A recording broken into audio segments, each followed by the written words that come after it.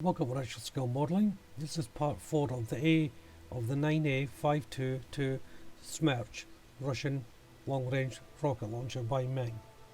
In this part, I'm dealing with the putting on the fuel tanks, as you can see here, and working on the front bumper and making a start on the weapon system.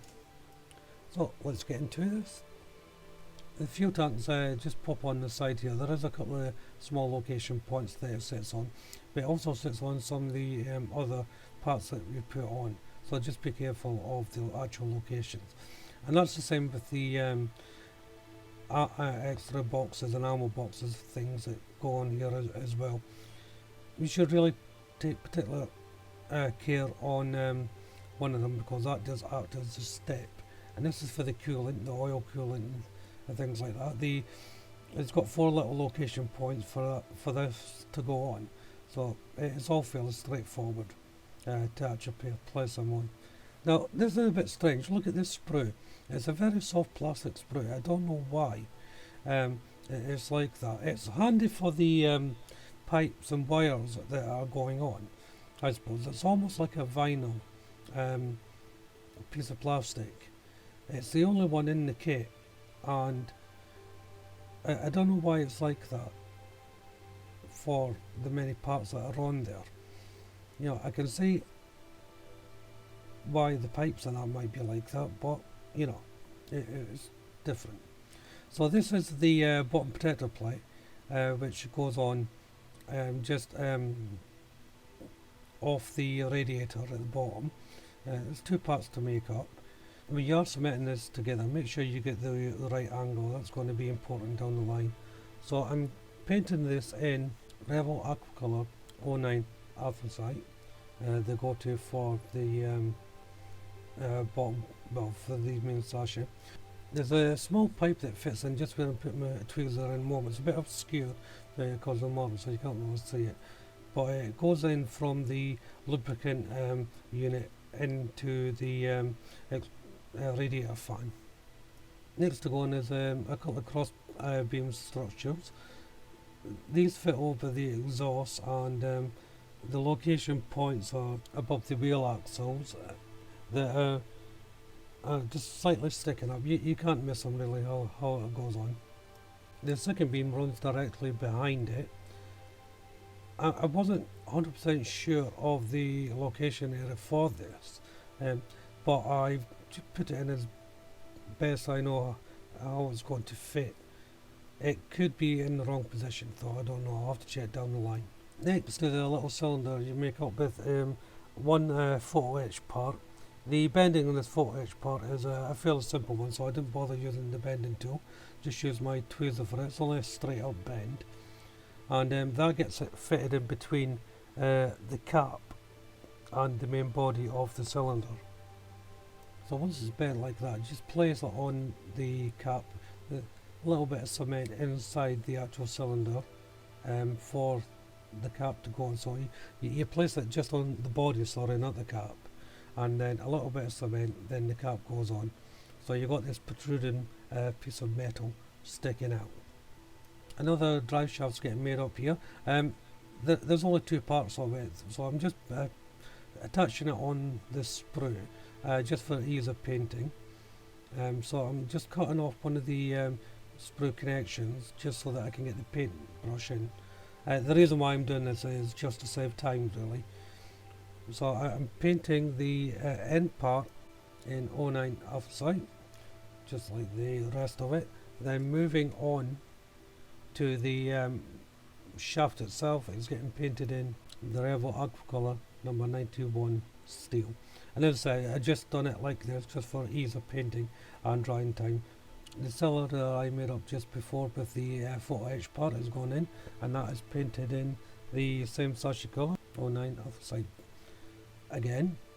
And that it just fits in. It's a little bit tight, but there's a location point just on the sasha down from the radiator, and it just pushes in. Now the cylinder's in, I can put the drive shaft in. And this one runs alongside the engine block. It starts off at the radiator end and goes into a location point just underneath the crossbeam.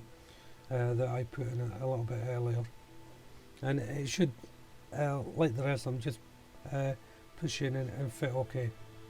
If you've got the other ones that in position, this one shouldn't cause you any problems. Then there's a cross beam as well that goes on front of the radiator with two pillars. I think they act as brackets. So the pillars or brackets, they're painted in 09 anthracite once again by Aquacolor, and the cross section is painted in the Rebel 91 steel.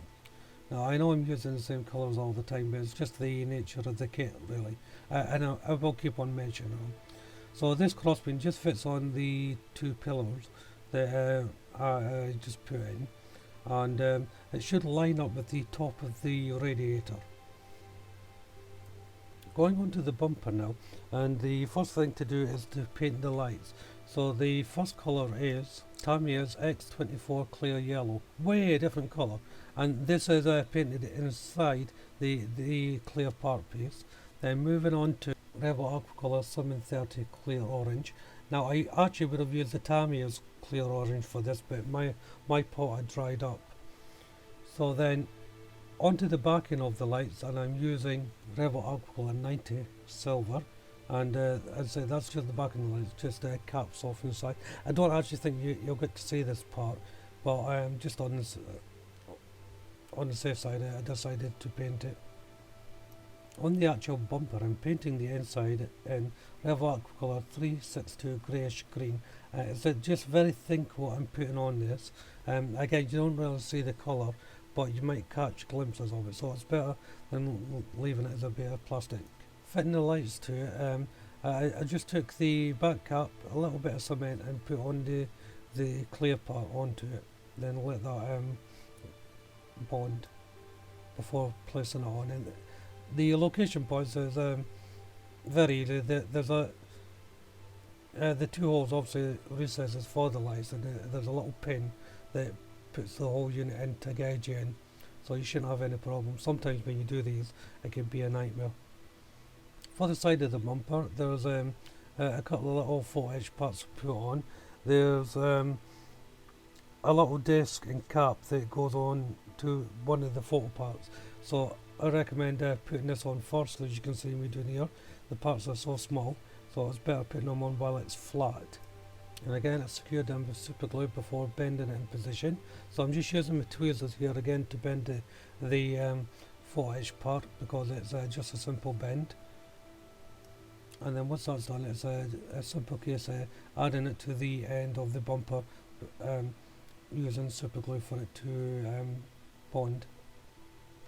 The 4-inch guards that go over the lights now, and these are again small parts. Now if you don't have a bending tool, there's actually a tool in the instructions that you can use to bend these into position. You just put it down and press it in, and it folds in on itself and creates the proper bend for the light guard. It's very ingenious. I didn't actually notice it until after I bent them, but it is a good little thing that they've done for the kit. And once it's all bonded and dried, I'm using the 362 Greyish Green to paint the outside of the bumper. There's a couple of other 4-inch parts to add on this kit, depending on what variant you're doing. Because I'm doing variant 3, I'm not putting them on, but this is where the variant starts taking hold. So I'm just pre-painting another bottom plate, and this is 09 anthracite from Rebel Aquacolor again. And once it's painted and dried, I can place it on the model. Now the first plate I put on, I didn't mention the location points really for them, because it's a little bit tricky, and I think it's better putting this plate on first before you put the other plate on to get it to line up. I had to take mine off and redo it because of that. But once that was on, it was time to place on the bumper, and there's just a small location point for this. It's a little rectangular recess that fits in front of it, so it's easy enough to line up, but try and get it as square as possible when you put it on. So it's a good idea to study it before it sets, just to make sure you get it right. The next stage of the build is the launch tube rotating mechanism, and there's a little cylinder that goes inside another cylinder, and that has to be painted in whatever alcohol in 90 silver, and it just pops into the middle part here, and that's got to be free moving, so don't glue it in. It has got to rotate. Then the top part goes on, so it's worth taking a bit of time on this, making sure you don't let the cement bleed over and onto the inside. And once that's cemented in, there's another cylinder that goes on top. Now I found it was easier to build the cylinder on top with, instead of building it then placing the whole unit on. It just made it for easier to handle. It's a fairly simple process. The two parts go on, and then there's a top little piece that goes on top of that. Onto the main housing of the unit now. There's a little triangular piece or bracket that goes on the outside. Put that in first. Simple process. And now the inside, that comes with some poly caps inside the kit. Fit that into the recess without gluing it into position. That is very important. It has to be free moving, so make sure that no cement touches it whatsoever. A little bit tricky again, but a pair of tweezers should do it. Then once that's in, there's an inside plate that goes on and a cap that goes over the poly cap. Again, just put your cement around the edges, don't put it anywhere near the poly cap. You will need to paint this before you assemble it, so this is 362 greyish green, and make sure you paint it all apart from the actual hook on the tip of the sub-assembly part. Once that's in painted, we're leaving that to dry and just making up a couple of more sub-assembly parts. There's a cylinder and the actual bracket that makes the mechanism swivel, and there's two little end stops that go on this piece for that. It's time to put in the main cylinder. This goes in the middle part of the side wall. Again, make sure no glue touches this because it has to be free moving. Just put your cement on the outside edges of the other unit before bonding both parts together. The inner part has to move up and down, so again, make sure that it's not going to be impeded or stuck together. It's a fairly simple process once you get your head around it, but if you've never done anything like that before, it's worth just bearing in mind that has to happen for free movement. Then it was time to put on the previous two sub-assembly parts that I did. The location points are fairly simple to follow. I would recommend doing the underside first, which I'm doing here. Again, it's just for ease of handling, but make sure it's completely dry before you flip it around it and start doing the top side. So on the top side, there's this round piece goes on. Yeah, you can cement this in place. It doesn't have to be free moving. In fact, I don't think it's meant to be free moving. And then it's time to put on the collar. Now I pre-painted this, and because it's gone on the part that's free moving, again be careful with the placement of cement, because as I said before, you don't want to encroach on the actual part. Once that was all built, it was time to paint it. So once again, I'm using 362 greyish green aqua colour to give it the overall paint. Now there's a couple other bits got to go on, but pre-painting it is advisable before I place on the set of pipes. And these are painted in Rebel Aqua Colour 08 matte black, and the location points are a little bit tricky because it's an uneven surface for these to go on for the bottom, and the top part hooks into the circular unit that I put in previously, and that fits inside, so you are going to have to bend this for it to go in. But don't worry if you can't get it 100%, because this part is actually covered up. And the last to go on is a little housing unit. It just pops on the top where the pipes are. Well, that brings this part to a close, part 4. Again, not a lot done as such on the kit, but a long process is involved, hence it's only a few things actually done. As you can see, I'm just finishing off, touching up the paint before the actual main unit is complete.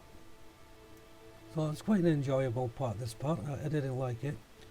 So if you haven't done already, why don't you check out my other videos, subscribe to the channel, or throw me a like if you like what you saw. If you got any comments or whatever, feel free to post them. But for now, thank you all very much for watching. Bye bye.